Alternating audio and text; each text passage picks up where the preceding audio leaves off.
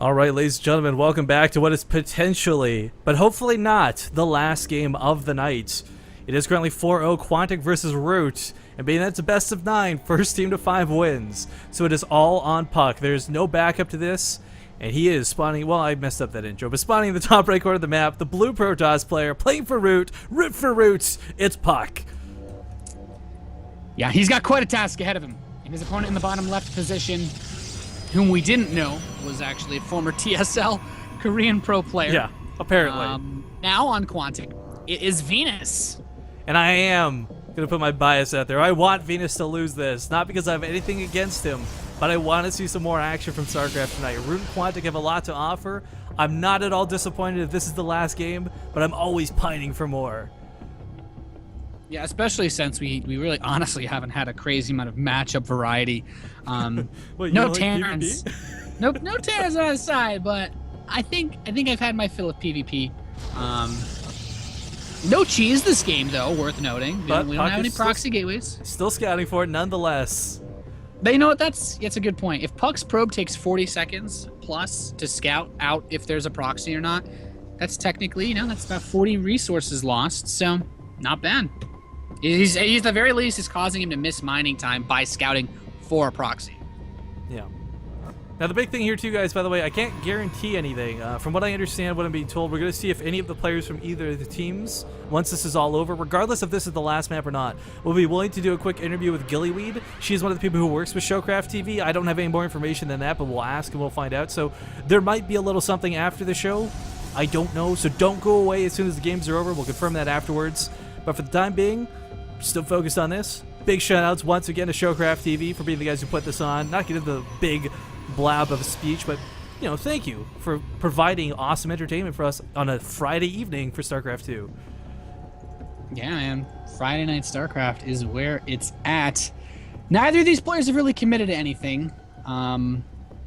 We have gas. The second gas is on the way for puCK, but Venus got us a little bit faster. Venus fast search. puCK says, "You cheeky." He knows.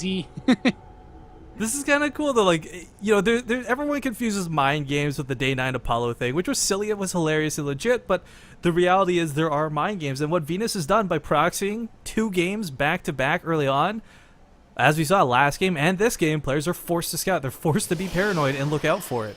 So it doesn't accomplish an automatic game win, but it definitely screws with your opponent. Yeah.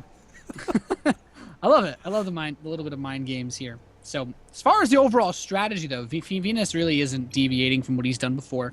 But puCK, he wants to avenge his teammates here, going for the double gateway opening. And this could just be like a fast 3-stalker rush, which actually isn't bad at all versus Phoenix openers. We may even see Venus be forced to build a fast Void Ray or something, depending on how aggressive puCK wants to get. But there we go. He's moving up to 3 stalkers very quickly, and he's going to take out this proxy probe. So cheeky. Actually, I didn't consider that, but you're completely right. I've been so focused on everyone being ready to deal with Venus's cheekiness, his proxies, however you want to phrase it, but the reality is every game, not only has he done X, but he's also done Y, and Y in this case is go for Phoenixes. And I said it before, one of the few times I've had the pleasure and the honor of casting puCK in the past, he crushed Phoenix openers. We'll see if he can do it again. Of course, that was against Stardust, a different caliber of Korean player, but still a good player nonetheless. puCK, yeah. Actually, I do want to give him a very special shout. puCK is the only true red-blooded American who has won a Zotac Cup since HOTS release. Everyone else has been Korean or an honorary American like Pulse.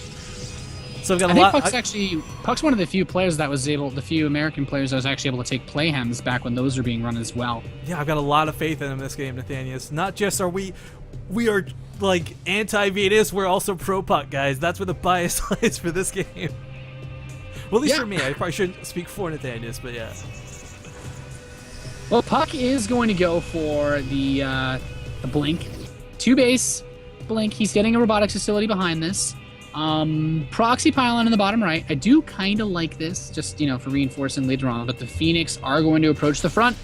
Not really too much to do. Mothership Core is going to get tickled here. All the shields are gone. Does need to be very careful in protecting that Mothership Core. But this is... Yeah, I feel like as the blink gets closer and closer to finishing, this map is actually very good for it. That space at the top at the top area of Venus's main is so good for just, blinking up or down. Or if you do run up the ramp, you can blink out very quickly if necessary. Now, he's seen a lot of stalkers. Yeah, still alive. But Venus has seen a lot of stalkers. He's actually not confirmed the Twilight Council. He might know it's going to be Blink because of the sheer amount of stalkers, but he hasn't confirmed it yet. That's got to be a little frustrating for him. He keeps trying to get up there, and puCK is very, very importantly protecting the scouting information. But, finally going to get up here and scout this. Yep. And now Venus is going to come in here, grab a couple of probes. Nothing serious, but puCK backs him off. He does see, like you said, that Twilight Council. Here's the question. puCK is going to move out relatively soon with this Blink, or at least I would expect him to. Venus, he's got so many Phoenix, he can just run in and pick up a ton of probes. I'm really worried that Mothership Core as well won't be able to get too far. The Stalkers blink, but can't even kill a single Phoenix here.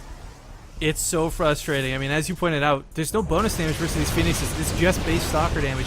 It is enough to get one of them, though. Can he get another on the way out? Blink should be coming off cool. No, not soon enough. He gets something. It's not terrible. Every individual Phoenix he kills is actually really important. It's so weird to see a player decide to counter even just Stalkers with a lot of Phoenix. It's actually, I don't really know how to describe how I feel about this because it's so unusual. This is where you say Phoenix is a pretty nice race. I think. Yeah, he's not playing Protoss. He's playing Phoenix. It's PvP, but it's Protoss versus Phoenix. Yeah, well played with the wordplay. That'll get Mothership Core is dead. Oh no! Gets two of the Phoenix for his money though. If he got an overcharge, he may have been able to sneak off that third. It was really low, but yeah, it's tough. It's really tough. Yeah. The Immortal transition is coming for Venus as well, so we might just see him do that two base Doom push. And in all honesty, this Phoenix Immortal timing, if I played Protoss, I would probably start doing this on ladder because this looks dirty the way he's been able to abuse it. Well, with the proxy coming down in the natural, suddenly a couple Zealots might be able to do more than if this army moves out. puCK's keeping an eye on this, and the second this army moves out, you bet puCK's going to warp in some Zealots or something. But the really key thing here, too, it's kind of frustrating. For those who have never actually had the displeasure of watching Phoenix versus Phoenix fights, you might be wondering, well, if Phoenix is so good, why doesn't everyone open with it? And that's because it's basically the Protoss version of Mutalisk versus Mutalisk, where the game ends rather undecidedly, almost randomly, and unfairly. Yeah. I like to use unfairly because sometimes this stuff can seem like such craziness what they're able to do with it. The RNG, man, it's a real thing. Yeah. puCK's gonna expand, and I feel this is where we find out who the men are and who the children are, because there's another Immortal being pumped out here, and I feel like this could just be that Phoenix Immortal Zealot timing. He has a probe in the natural. Are we going to see Venus expand for the first time here? Oh, I thought he's actually got a probe in puCK's natural too. Just pointing that out. So yeah, nah, I got my hopes up. I was like, man, he might expand now. That probe could be for a proxy. I don't know. The probe is still there in the natural. He sent it back, but yeah, and he's not doing much with it. Venus does have that proxy on the right side though. Ooh, what is? Ooh, perhaps a little bit of a reaction there. 2 force fields coming down versus Phoenixes, of course, don't really affect them. One key thing, actually, a lot of people forget about: Guardian Shield does affect things that are in the air and from the air. So, if units do get lifted up, Guardian Shield will help reduce the damage for the Phoenixes. Not by much, though. But oh man, a massacre going down in the mineral line. Yeah, really nice amount of damage being done. Everything he picks off is very, very crucial here to puCK's defense, and it baits him away from his natural. Yeah, he's pretty much locked out. The force fields will protect it. What a cool move. puCK not wanting to lose those 3 Zealots actually recalls them back to the main. I don't know if you kind of wonder. I guess he's enough force fields to hold his opponent out, but he could try to bum rush him with those Phoenix. But Venus will expand. So, yeah, he's being cost effective as possible. He has his own Templar out. And you guys might be wondering, it's like, okay, well, Succeed went for Templar as well. puCK went for Templar. It's got to be purely to feedback these Phoenix, because with full energy, we'll actually one-shot them. But he's been so active with them, I don't think any of them are even at full energy. Well, a big thing, too, is even if you can't go for the feedbacks, like let's say you're still limited by the mobility of the Phoenixes, well, suddenly an Archon's not too bad. It tanks hits, it does bonus damage to Zealots, and, if the Immortals are going to spend like 7 shots on them instead of the Stalkers, so much the better. Yeah. If he can pick them off, the faster he kills them, the better. Yeah, I can't really put it better than you. And puCK's going to expand as well. So we are going to see our first long-ish PvP. You know what? A lot of people hate the way it boils down, but I want this to go to like Colossus Wars. I think they're the coolest thing to watch for like even the casual StarCraft viewer, because what you get is like a light show of laser beams and death. Death and laser beams is pretty awesome. And yeah. What's very interesting to me is that puCK has not built any immortals or anything like that. He recognizes that his opponent is not going for anything, any number of stalkers, anything like that. He's playing very smartly, but this is still going to be hard as hell. He's back to like 4 immortals or something? He's got maybe one more. He has 4 immortals. One of them is back home. But now the Phoenix are going to run in. He's picking off where the those probes. feedbacks. A couple of them do go off, but they don't quite kill anything. No, the thing is, they spend their energy so well, and now, well, the Archons are not here in the natural. Oh, The big fight push. against the force fields do drop down. The Zealots trying to get on top of these Immortals. The Phoenix, though, not really a crazy amount of energy. Can't lift up as much as he was able to versus Succeed. And here comes the Archons. Gets stuck a bit, and here's those Archons, Rifkin. I think puCK's gonna break this. The Immortal's gonna have to turn around and go home, but you can't outrun Blink Stalkers. Zealots are still on the asses of all these Zealots as well as the Immortals, and puCK gonna just crush any force fields he has to go through. Not a problem. That's the beauty of Archons.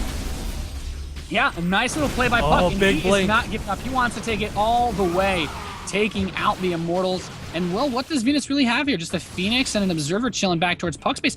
puCK, this supply lead, I think he might be able to just completely shove back. I don't even think problem there's is, a like, multi-ship core. Like, Venus is getting in Void Rays. He's getting in units to deal with the Stalkers, and that's fine and dandy, but the Zealot count, the Archon count.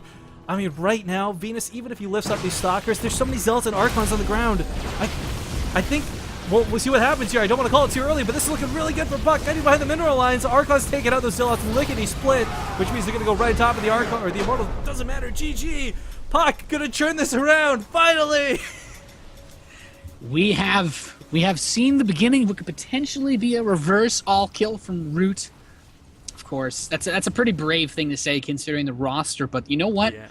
I'd be hard pressed to say there's nobody on this Quantic roster now that puCK really hasn't been able to beat before. I mean, Hwangsin, of course, not really that top level of Korean, and Fog actually did pretty well for himself at the recent MLG.